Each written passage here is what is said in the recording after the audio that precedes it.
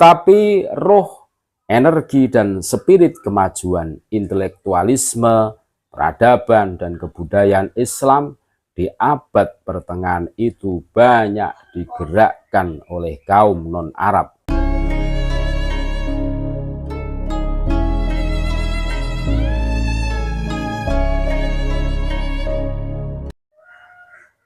Assalamualaikum warahmatullahi wabarakatuh.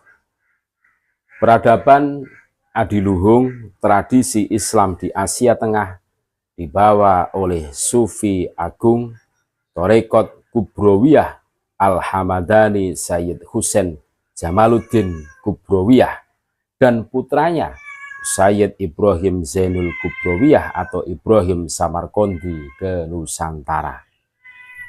Pada abad pertengahan Islam, pusat-pusat peradaban dan intelektualisme Islam bukan hanya di Mekah, Madinah, Baghdad, Kufah, Damaskus atau Kairo, melainkan juga Samarkand, Bukhara, dan Urgen di Asia Tengah yang menjelma menjadi pusat-pusat studi, seni, dan kebudayaan Islam yang adiluhung. Bahwa Islam dan Nabi Muhammad SAW lahir di tanah Arab memang betul. Bahwa Timur Tengah pernah menjadi pusat politik pemerintahan dan peradaban Islam memang benar. Bahwa di Timur Tengah terdapat kota-kota yang menjadi sumber inspirasi intelektualisme Islam memang valid. Di kawasan ini ada Mekah, Madinah, Baghdad, Kufah, Damaskus, Kairo, Yerusalem, dan lainnya. Bahwa banyak karya akademik di abad pertengahan Islam hingga dewasa ini yang ditulis dengan menggunakan bahasa Arab memang tidak salah. Tetapi roh, energi, dan spirit kemajuan intelektualisme, peradaban, dan kebudayaan Islam di abad pertengahan itu banyak digerakkan oleh kaum non-Arab, dan Asia Tengah menjadi salah satu kawasan penyumbang peradaban Islam yang gemilang itu. Selain Iran, Turki, Asia Selatan, Mongol, Afrika Barat dan Utara, dan lainnya, termasuk Asia Tenggara tentunya. Wilayah Asia Tengah yang terdiri dari negara Kazakhstan, Uzbekistan, Turkmenistan, Tajikistan, Kyrgyzstan, dan Afghanistan menjadi region dengan penduduk muslim yang banyak. Agama Islam yang masuk pada abad ke-7 ke wilayah Asia Tengah ini disebarkan oleh para pedagang Arab. Sebelumnya dimayoritasi oleh umat muslim. Wilayah Asia Tengah diduduki oleh bangsa Persia, Kusan, Sogdia, dan Baktria. Hingga saat kini, ajaran agama Islam di Asia Tengah menjadi mayoritas kepercayaan masyarakatnya. Wilayah Asia Tengah yang berdekatan dengan negara lainnya seperti Cina, Afghanistan, Iran, dan Pakistan menjadi sebuah wadah atas perpaduan berbagai etnik kebudayaan yang terdapat di dalam negara-negara wilayah Asia Tengah menjadi multikultural, sama seperti negara Indonesia. Indonesia menjadi salah satu negara yang mayoritas penduduknya memeluk agama Islam. Di dalam sejarah Indonesia, agama Islam masuk dari pengaruh para pedagang dari Arab yang kemudian disebarkan secara masif dengan bantuan Wali Songo, dan Wali Songo ini kakeknya berasal dari Samarkand, Uzbekistan, Asia Tengah. Penyebaran agama oleh Wali Songo ini mengadaptasi kebudayaan dan tradisi yang ada di Indonesia, mirip dengan negeri asal leluhurnya Wali Songo, sehingga banyak masyarakat Nusantara pada waktu itu yang tertarik untuk memeluk agama Islam. Dari penyebaran agama melalui kebudayaan tersebut, corak, agama, Islam di Indonesia memiliki variasi kebudayaan di dalamnya, seperti ajaran agama Islam yang berkaitan erat dengan nilai tradisi di dalam kehidupan masyarakat. Hal serupa terjadi di dalam ajaran agama di wilayah Asia Tengah.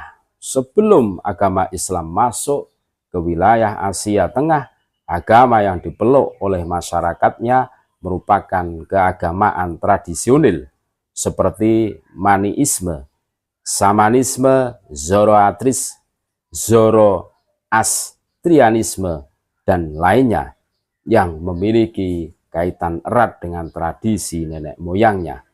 Beberapa praktik keagamaan yang dihiasi dengan corak tradisi ini terkadang memberikan anggapan bahwa bertentangan dengan agama Islam. Tetapi hal ini yang menjadi masyarakat menjadi lebih dekat dengan kepercayaannya. Terkadang ajaran agama secara tradisional dianggap bersimpangan dengan ajaran agama di dalam Al-Quran. Misalnya di Indonesia sendiri terdapat tarian saman yang menunjukkan kebersamaan dengan lirik yang berupa pujian kepada Allah Subhanahu wa Ta'ala. Di Asia Tengah juga terdapat banyak bentuk tradisi yang dikaitkan dengan agama Islam. Misalnya kaligrafi yang kerap menjadi oleh-oleh khas yang mencampurkan nilai seni dengan agama Islam.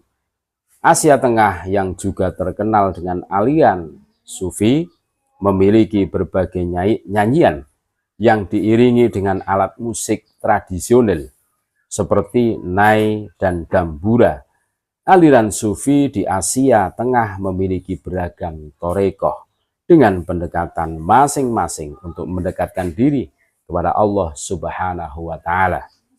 Pada dasarnya Sufi merupakan bagian dari tradisi agama Islam untuk mendekatkan diri kepada Allah Subhanahu wa Ta'ala dengan cara yang lebih spiritual.